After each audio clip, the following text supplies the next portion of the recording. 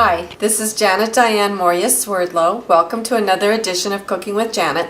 I have some interesting things for you today. Of course, it's always interesting because I'm always on the lookout for good, nutritious recipes that's going to entertain you, keep you well fed.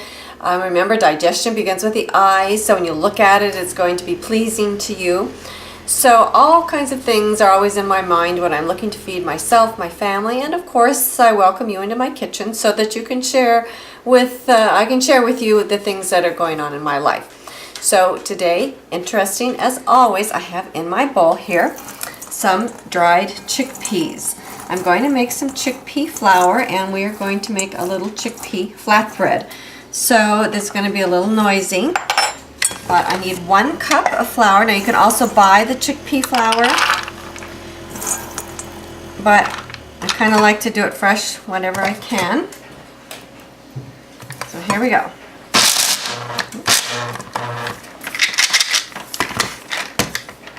It's got stuck under the blade. And I always unplug because I never want to have my fingers in there at the inappropriate time.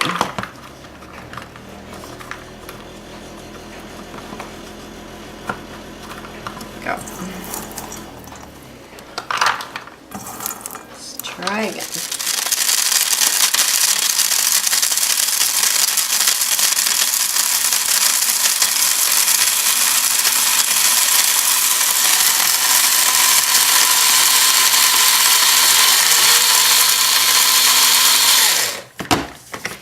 Okay, see how nicely that grinds up in there.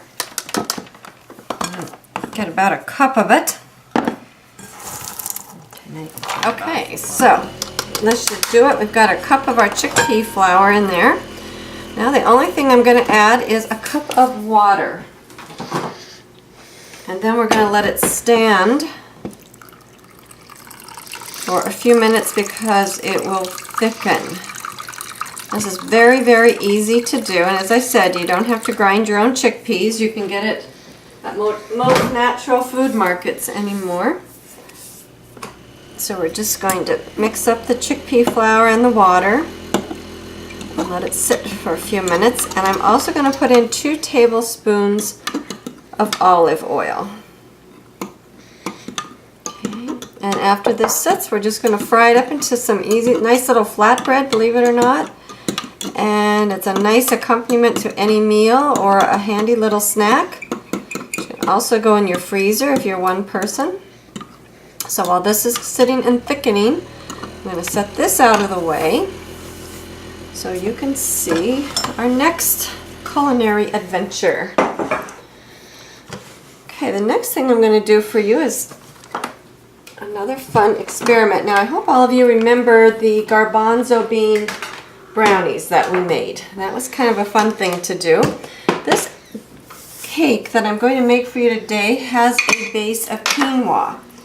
And I've already cooked this up for you. And we have cooked this before. Remember, quinoa is an ancient grain.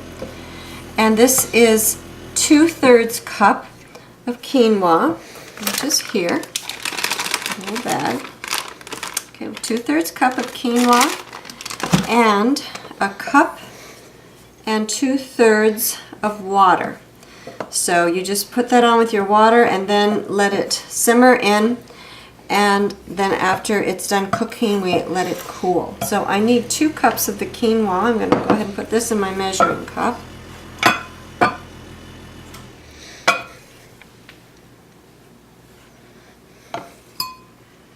And we are also going to be making this in the food processor, just like we did the garbanzo bean brownies that you all loved and turned out so wonderful.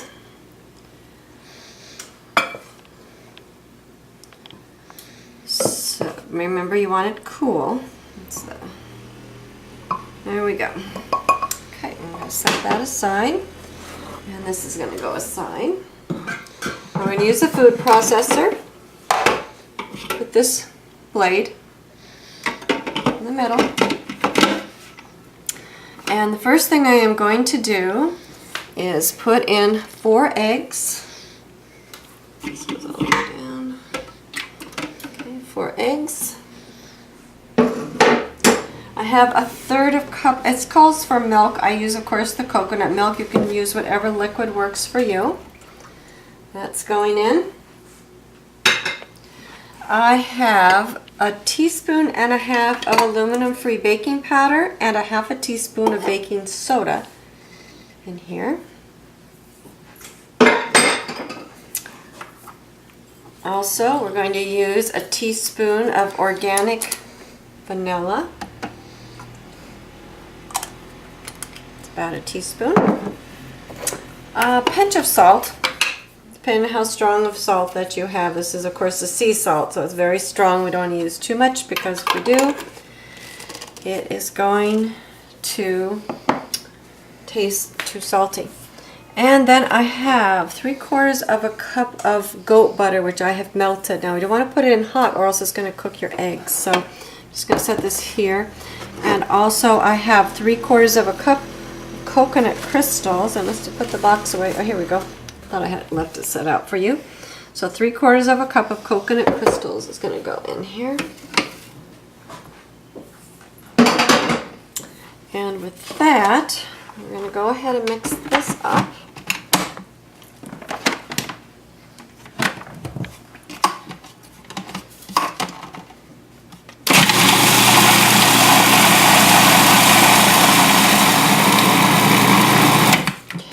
And here goes in our 3/4 cup of goat butter, which I previously melted and cooled enough.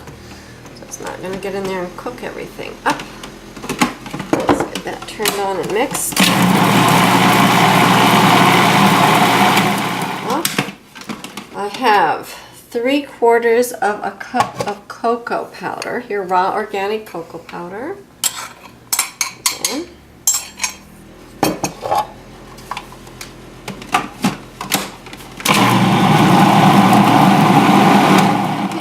Last but not least, we have our 2 cups of quinoa. It's going to go into the mix.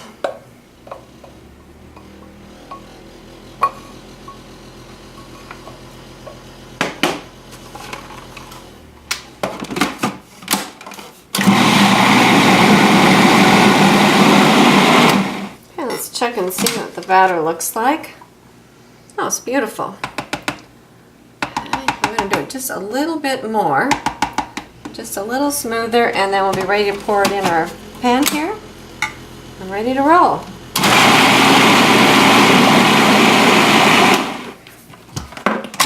All right. Goes in the sink. Here is our beautiful batter for our cake. So that's going to go in the pan. I've got the oven already preheating on 350. It is going to bake for somewhere between, I'm going to say 30 and 45 minutes, depending upon your oven. I like to check mine about 30 minutes to see how it's doing. And from there, you will know if you want to bake it more or less time. Take this thing out. There. Let's get the rest of the batter out here.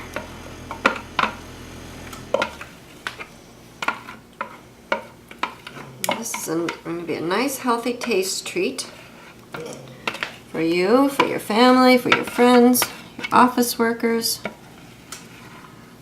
Remember, if it's your one person making this, it's for yourself, and you don't want to eat it all at once. You will want to, of course, but you know, space it out for yourself. The best time to put it in your freezer is when it's fresh from the oven. So you want to take it out, take out what you're going to eat in the next 2 or 3 days, tops. The rest you can cut into pieces, individual pieces, and put it in your freezer so that you can take it out as you want. But if you wait a few days to put it in your freezer, it's going to get stale. So we don't want to do that. So as soon as it comes out of the oven, it's cool. Let it cool first. Then you're going to cut it into the whatever size pieces you want, and you're going to put it right into your freezer. Okay, so wash my hands, and right into the oven that goes.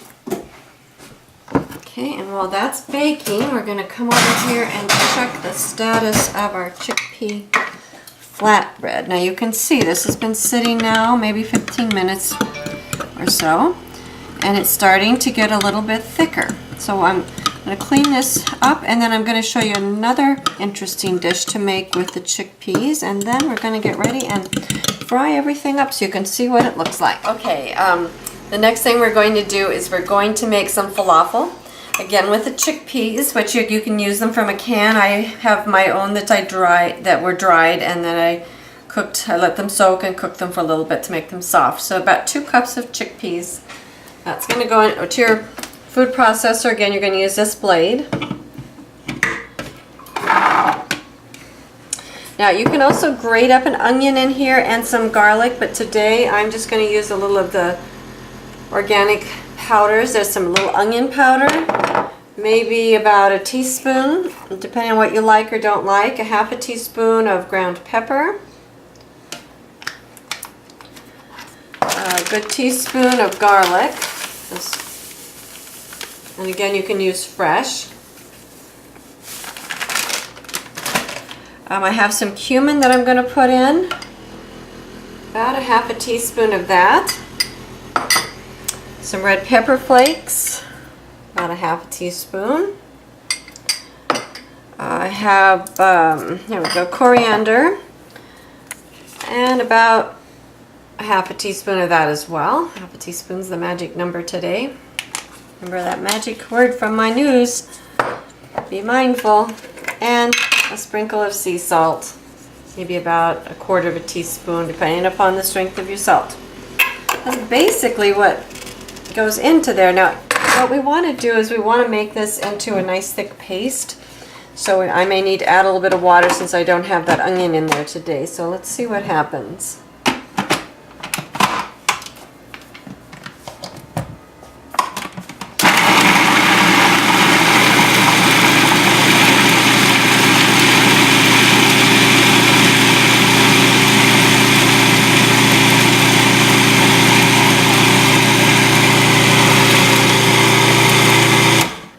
Let's check it out and see.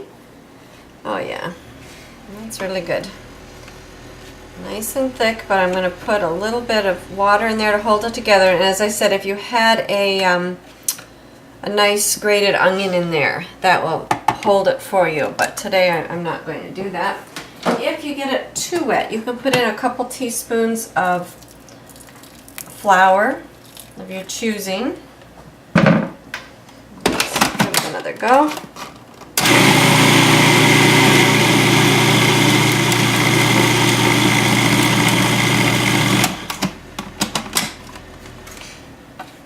Okay, it's coming along.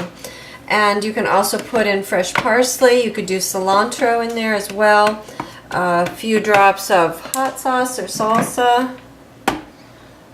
Some hot chili peppers would be good, besides, of course, the dried ones.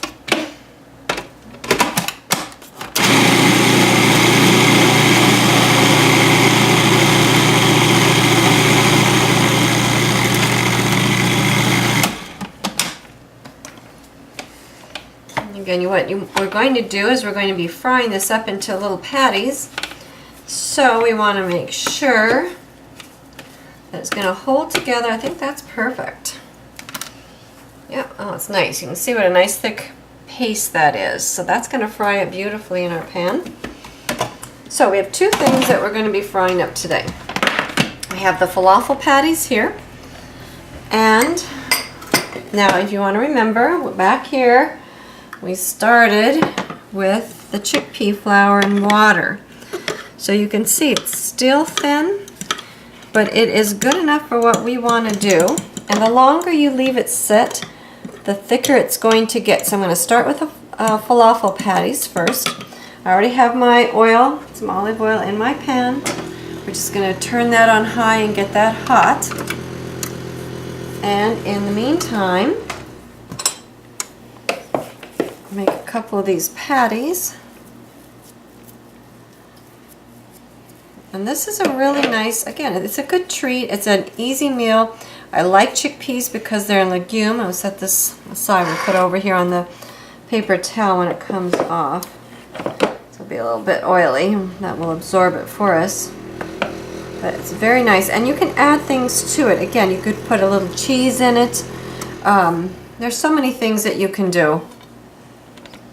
Use your imagination, find out what flavors you like, what combinations that you like, and make it work for you.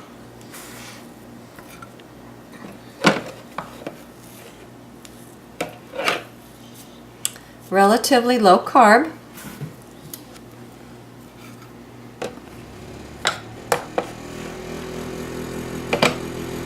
That gives your dinners a little something different. If you've got children, they make a nice snack, as I mentioned earlier. See how we're doing here. I'll go ahead and put one in. It's not quite hot enough, but it will be. And then after it gets hotter, we'll put in some of this. I'll show you with the difference. Now remember, these are cooked chickpeas, and this is just the flour, and you're going to see the difference. It's similar to when I made the masa for you. I did the cornbread, which we took the dried corn and we turned that into flour.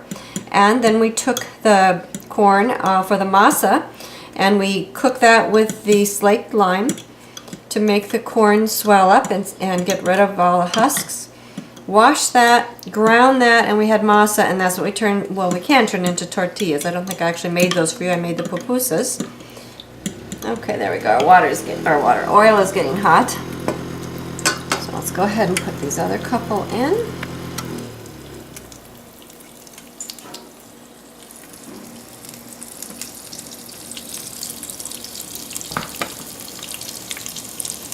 And then I'll take our spoon here and put in the flour.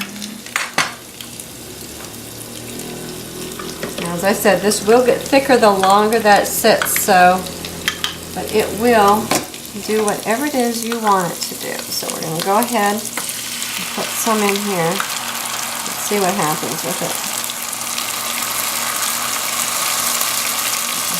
May not have absorbed enough water.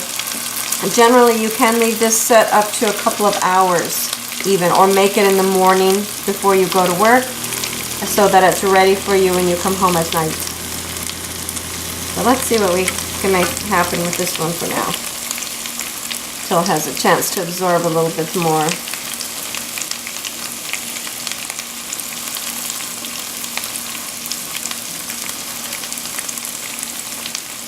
Basically, we want everything to get nice and brown and toasty.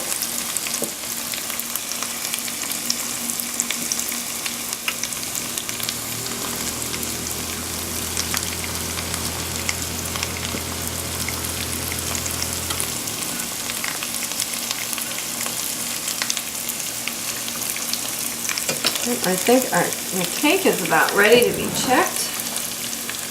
Well, that's cooking. Let's see how the cake is looking. Oh, the cake is looking really beautiful. This is 30 minutes. I'm going to do the toothpick test on it.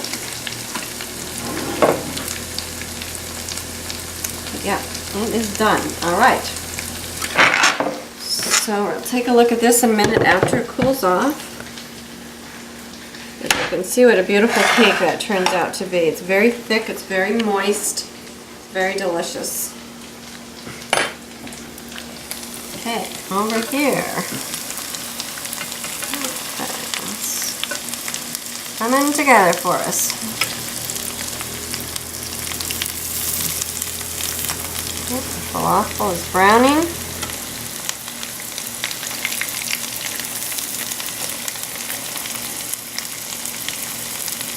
It depends on how crisp that you like it. Oops, that one fell apart. Some people like it more crisp than others.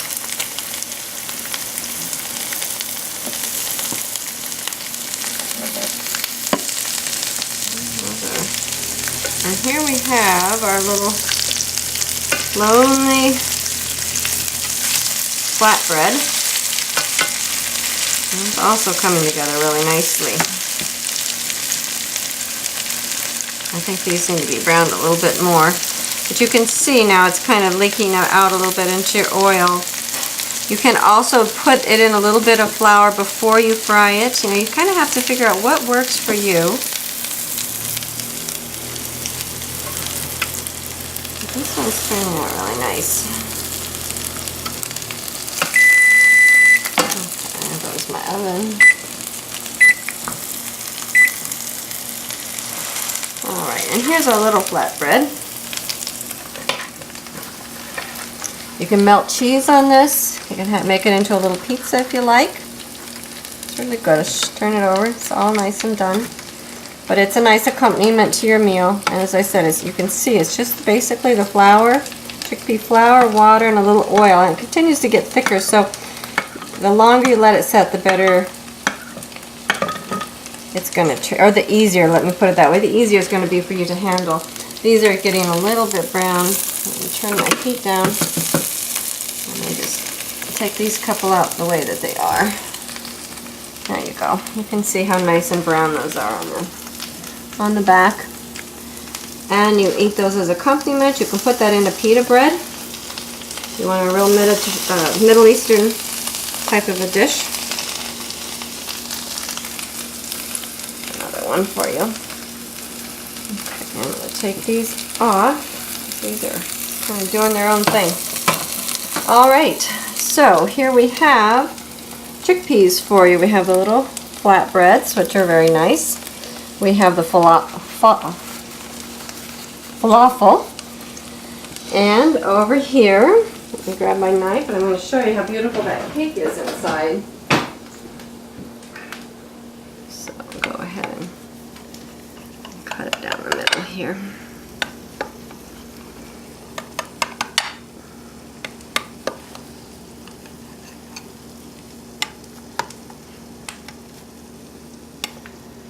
It smells wonderful. Grab a spatula, lift that out for you. It's very hot, and of course things fall apart the hotter they are, as you know, so it's nice to eat it hot, but it's a little bit trickier to get out to show you, but you can see that's very beautiful. It's a nice, thick, delicious chocolate cake, gluten-free, extremely low carb, so you're going to have a real taste treat with this for your family. I'm going to put it back so it can cool just a little bit more. That's what I have to share with you today. So it's always interesting. It's fun to experiment, see what works for you, find out what doesn't work, what you like. But again, chickpeas are extremely nutritious. Quinoa is very nutritious. The cocoa in the cake is good for you. So you want to try and create a type of eating system for yourself that's easy. It's fun, it's pleasant, it feeds your body, it feeds your mind, it feeds your soul, it feeds your eyes, it feeds all of you. So thank you again for joining me. Let me know when you make these delicious recipes, how they turn out for you, and share with your friends and family. I always like to hear from you, and I like to know what they say as well. So take care, and I will see you again very soon. Bye-bye.